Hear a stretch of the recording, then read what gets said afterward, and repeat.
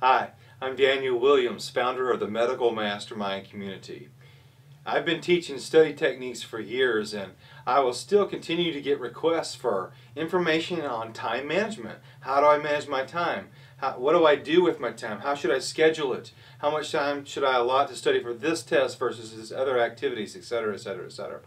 And one thing I've come to realize is that study techniques and time management for the pre-med and the medical student are forever intertwined with each other because we're on an intense educational journey.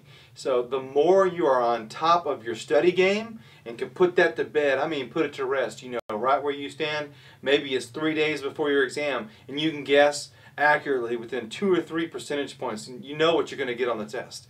You know, if you're really on top of your game, you're pretty smoking, then why does it kind of naturally seem like you can manage your time better? And you feel a little freer when you do take those breaks. You don't have that constant impending guilt that, oh, I should be studying. Medical doctors should never take a break, you know. Like if you ever took a break and went to a movie or went golfing or something, that you would be missing out on some little piece of information that might one day save somebody's life. That is the unwritten curriculum of medical school. It's a shaming environment, and I totally teach a different system in the mastermind community about study techniques. You know, and what it revolves around is this idea that if you don't get what you're expecting or what you need on a test, say you get a bad test grade, you don't blame it on yourself. You don't internalize it and say, man, I need to try harder.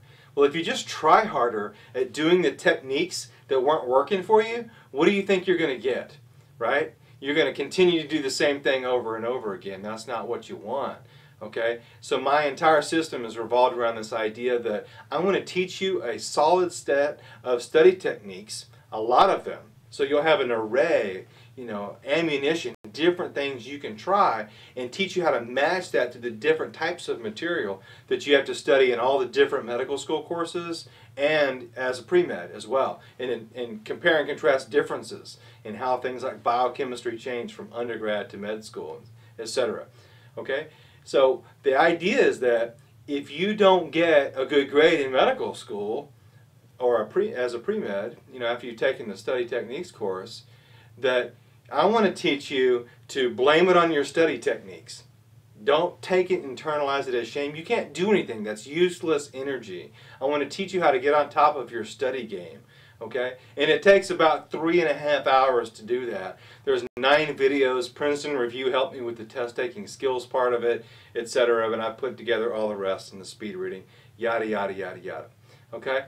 So if you want to get a hold of the speed reading course, absolutely free, go to medicalmastermindcommunity.com.